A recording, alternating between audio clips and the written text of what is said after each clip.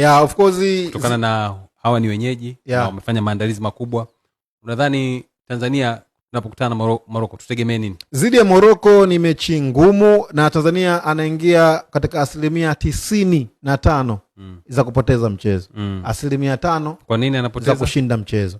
Lakini mimi ningependa niongelee kwa maana ya Tanzania katika zidi ambavyo wanaweza kuziendea mechi kubwa.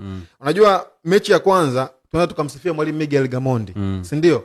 Zidi ya Nigeria amecheza performance nzuri sana. Hakuna ambaye ametegemea kama Tanzania ingeenda kucheza toi to toi kupishana na timu ya taifa ya Nigeria. Eric Chere, kocha wa timu ya taifa ya Nigeria, aliingia na mpango mzuri ya majanti, wachezaji wao wengi wanacheza katika high level performance. Kama Victor Osman, Ademelo Lukman, mchezaji bora wa Afrika mwaka uliopita.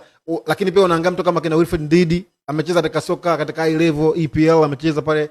Unaweza ukaona ilikuwa ni timu ambayo tishio kwa Tanzania, lakini unaweza kukwambia kitu kimoja, Tanzania ni timu pekee ambayo imefunga goli 2 kwenye group.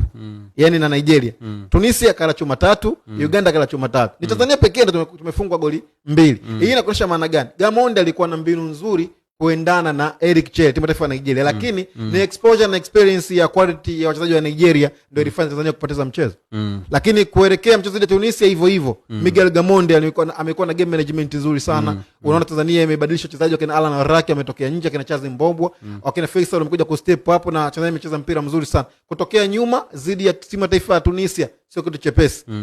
Unaweza ukaona kwamba mwalimu Miguel Gamondi japokuwa kwenye mchezo wa mpira wa miguu hauwezi ukaa acceptable na watu wote. Kila mtu anauona mchezo wa mpira vile anavyouona yeye. Lakini mwalimu Miguel Gamondi anakuwa mwalimu sahihi kwa sababu yeye ndo amepewa kazi, ameniwa kupanga kikosi na kuleta matokeo. Kwa avyoipanga timu zile Tunisia kutoka nyuma ya goli moja mbele ya Tunisia ni kitu kikubwa sana kuondoka na sare.